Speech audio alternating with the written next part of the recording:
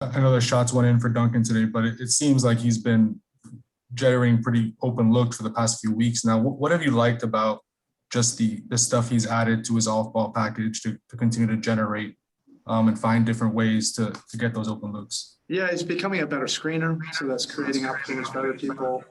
He can put the ball on the floor. He's really improved dramatically as a cutter, off-ball player. So it's not just about his three-point shooting, but it's also about staying with it.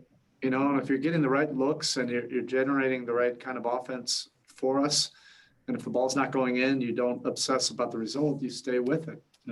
He's put in the work behind the scenes.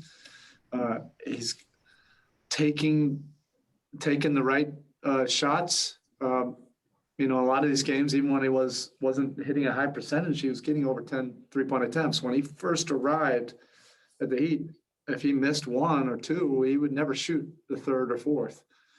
And you just have to stay with it. All the great shooters, you know, go through some ups and downs, but it all evens out, you know, if you have the skill level, and Duncan clearly has that, and he's been making some tough ones, you know, lately. Next, we have Cooper Moorhead.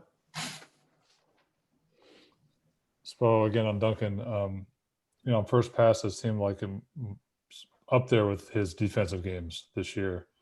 A lot of really on point weak side closeouts. Where do you think he's made the most progress on that end of the floor this year?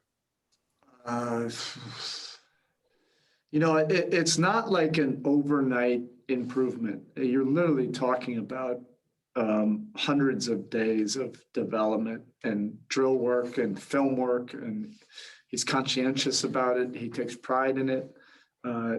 He's very diligent to schemes, and his effort level, you know, is always there. So he's making those efforts, you know, to go from the paint to the three-point line, and his technique has improved because of all that work.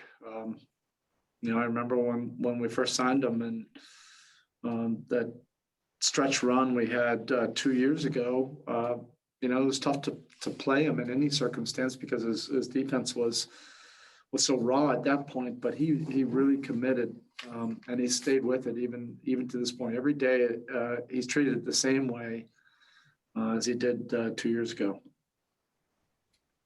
Next, we have Josh Moser. Hi, Coach. When you have Bam and Jimmy just going 0 for in the first half, what do you say to them at halftime? Or do they not need anything? That the second quarter was much better defensively. And I really like this growth of our team, that we're able to defend, we're able to show some grit and some fortitude if the ball's not going in. That was a real issue early on in the season. If the ball wasn't going in, we weren't defending. Now we're starting to you know, do tough things regardless of how the offense is functioning. I took that as a good sign. I thought we really defended well and showed some grit in that second quarter. And it was a matter of time before your best players, you know, really impose their will on the game. So I like that. All right, Coach. Thank you. Thank you.